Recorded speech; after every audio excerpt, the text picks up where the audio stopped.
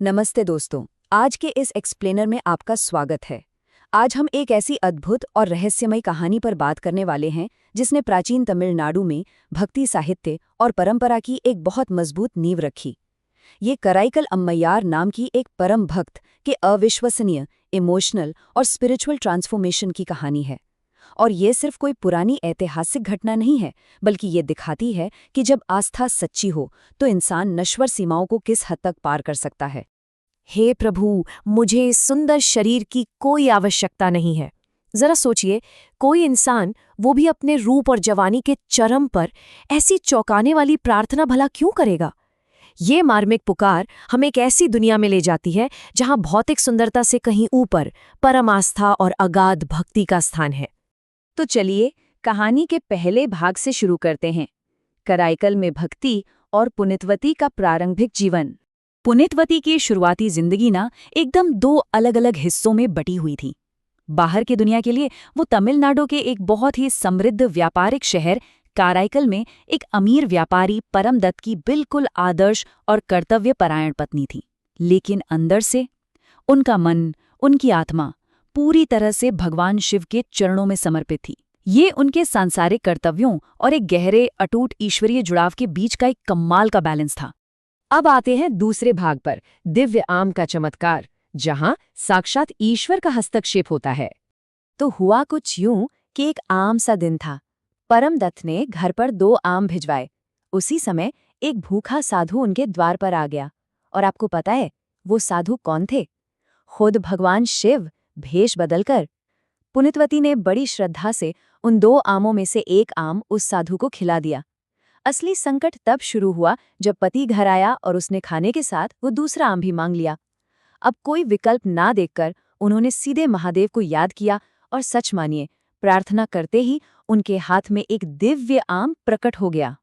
अब वो आम वो इतना स्वादिष्ट और पारलौकिक था कि परमदत्त उसे खाते ही समझ गया कि भाई ये फल इस दुनिया का तो हो ही नहीं सकता। इस एक पल ने उनके उस साधारण से सांसारिक जीवन को पूरी तरह हिला दिया।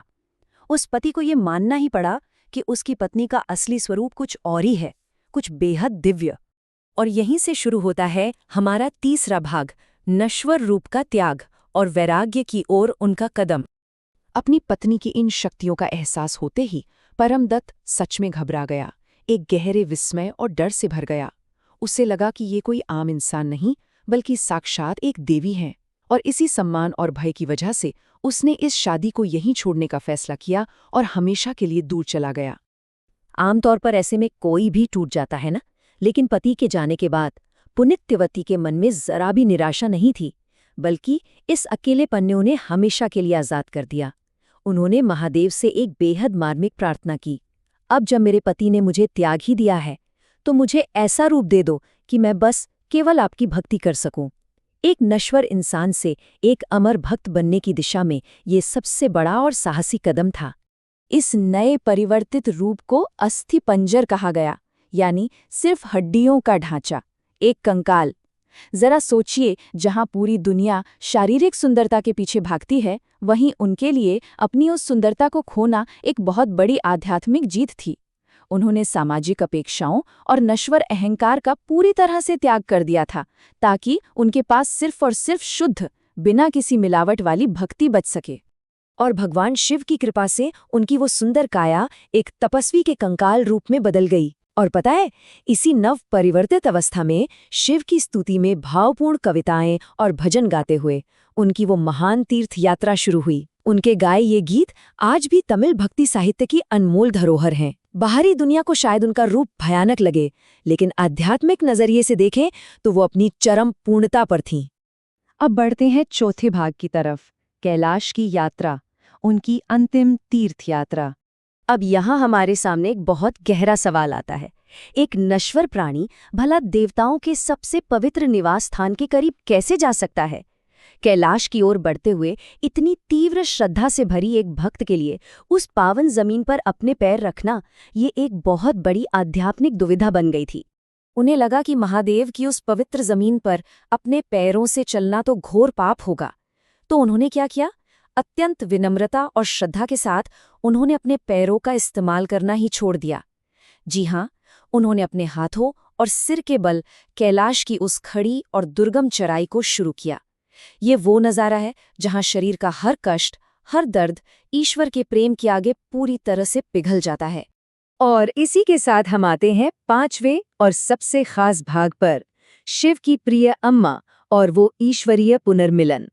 जब वो कैलाश के शिखर के बिल्कुल करीब पहुंच रही थीं, तो उनके उस क्षय होते हुए तपस्वी रूप को देखकर माता पार्वती पूरी तरह से हैरान रह गईं। उन्होंने बहुत आश्चर्य से पूछा, हे स्वामी, ये भयानक रूप वाली महिला कौन है जो इस तरह पहाड़ चढ़ रही है? माता पार्वती का यह सवाल उस भारी अंतर को साफ दिखाता है जो पुनितवती की पिछली मोहक सुंदरता और उनके वर्तमान वैरागी कंकाल रूप के बीच था। और फिर भगवान शिव ने जो जवाब दिया वो इस पूरी कहानी का सबसे ज्यादा इमोशनल पीक है।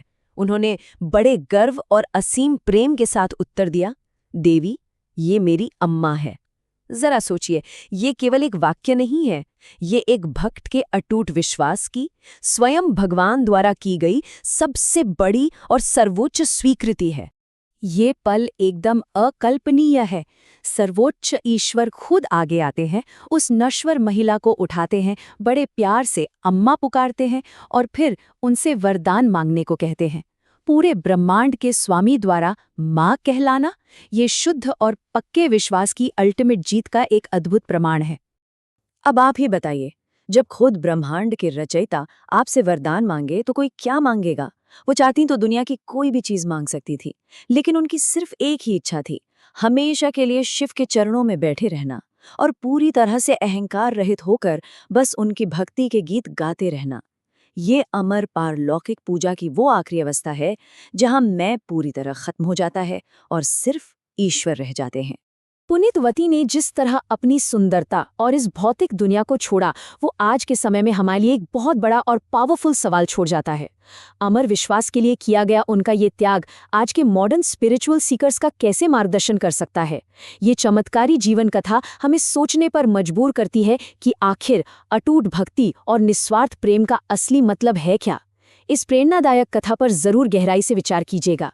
आज के इस एक्सप्लेनर में हमारे साथ जुड़ने के लिए आपका बहुत बहुत धन्यवाद।